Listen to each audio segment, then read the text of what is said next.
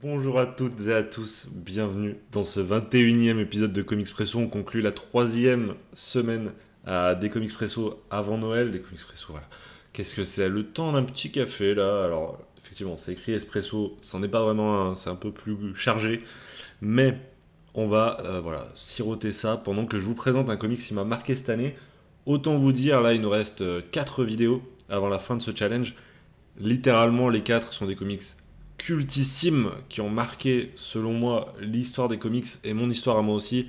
Je vous ai gardé les 4 pour la fin parce que vraiment, je trouve que ça fait une quadrilogie absolument géniale qui passe par beaucoup de genres différents. Vous allez voir ce que je veux dire par là.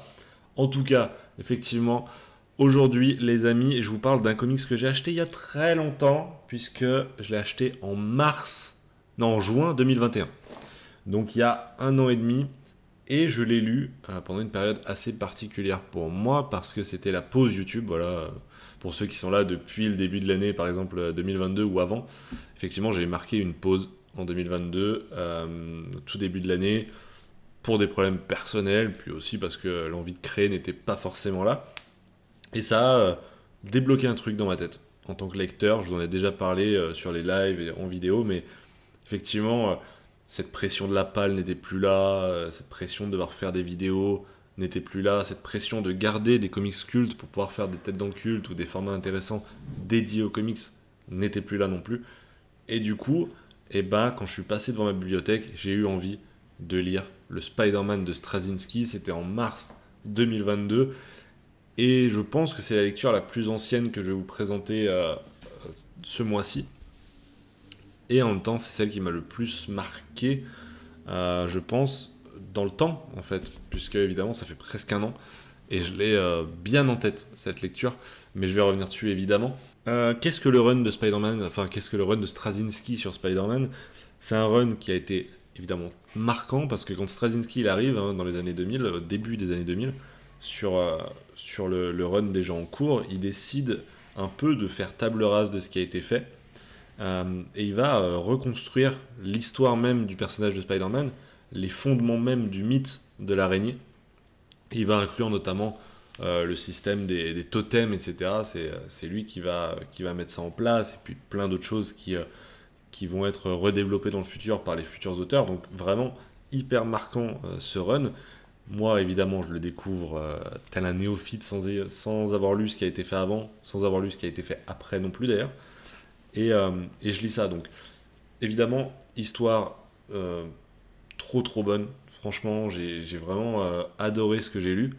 Mais le plus marquant pour ceux qui ont lu ce premier Icon, qui regroupe ouais, 30 à 45 d'Amazing Spider-Man, il y a le fameux épisode qui a été écrit au lendemain du 11 septembre 2001, qui est, je pense, le truc qui m'a le plus marqué cette année. Parce que le génie Straczynski, et je sais pas si c'est voulu, mais j'ai vraiment réussi à me replonger tout au long du tome dans ce que pensaient les lecteurs à l'époque. Je me suis laissé surprendre par certains twists, par certains rebondissements, et arrivé à cet épisode qui est au milieu du tome, bah, je me laisse avoir parce que je replonge dans les émotions de 2001. Et il y en a des pages qui vont être extrêmement marquantes. Moi, je me rappelle celle-ci notamment. Voilà. Avec un Spider-Man démuni qui n'a jamais affronté quelque chose comme ça, en fait. Qui n'a jamais affronté la terreur humaine. Et ce que l'humain est capable de faire tant il déteste les autres humains. Et là, c'est pas un super vilain qui doit affronter, c'est autre chose. C'est dans la nature humaine. Et c'est horrible parce que t'es un super-héros ouais, qui effectivement est démuni. Ça va être le premier propos de cet épisode spécial qui vraiment, voilà, je tiens à le noter, ça a été fait tout de suite après. Et pourtant, Straczynski, Romita, ils sont pas dans une démarche de haine envers les terroristes. Ils sont ouais, démunis. Je crois que c'est le mot qui va marquer un peu ce truc. Et puis, la deuxième chose, c'est que très vite, ils vont comprendre que les héros qu'eux écrivent depuis des années, ces super-héros qu'on appelle, et ce sont des héros fictifs, mais en réalité, il y a des vrais héros du quotidien qui risquent leur vie, qui perdent leur vie lors d'événements comme ça, que ce soit des pompiers, des policiers, des militaires.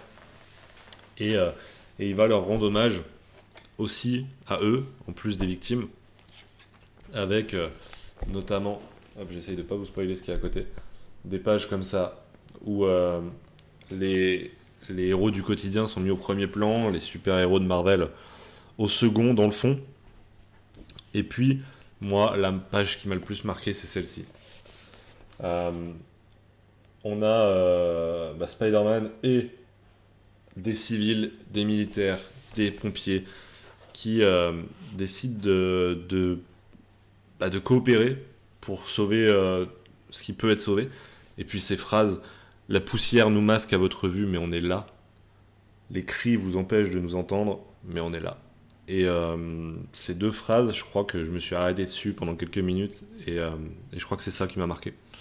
Je crois que c'est ça, c'est cette sensation de oh bordel, qu'est-ce que je suis en train de lire. C'est réel quoi.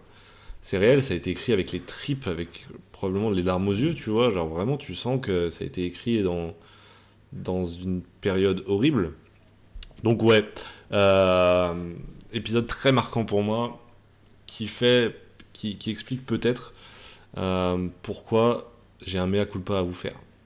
J'ai un gros mea culpa à vous faire, c'est-à-dire que je concluais la vidéo où je vous en parlais en mars par le fait que j'avais le tome 2 et 3, et c'est le cas, hein, ils sont toujours là, et que j'allais les lire très très vite. C'est faux. C'est faux, voilà, je m'excuse, je les ai toujours pas lus. Je ne me l'explique pas. Ça fait 9 mois et je les ai toujours pas lus. Est-ce que c'est parce que le premier épisode m'avait trop marqué? Je suis pas sûr. Je pense que c'est simplement cette pression de la palle qui est revenue. Mais 2023, il y a beaucoup de choses qui vont changer là-dessus. Voilà, on va faire une vidéo en début d'année pour expliquer tout ça, mais voilà, ça va être un nouvel objectif 2023, se décharger de ça et pouvoir lire ce qui me fait plaisir, et autant vous dire que j'ai très très envie de les lire. Voilà, malgré les dessins de Romita Junior, voilà, je vais pas revenir dessus, je vous le dis à chaque fois, je suis pas très fan des dessins de Romita Junior, même si, que ce soit là ou sur Kick-Ass, on dit qu'il est au top de sa forme, bah rien que ça me plaît pas quand même. Voilà, donc bref. Les amis, j'espère que cette petite vidéo vous aura plu une nouvelle fois. On se retrouve demain pour du très très lourd avec l'un des comics les plus vendus de l'histoire des comics, en tout cas en France, je sais pas dans le monde, mais en tout cas, effectivement, un comics qui a marqué son époque. Mais je vous en parle demain évidemment avec un petit café. D'ici là les amis, passez une belle journée et à demain. Ciao ciao.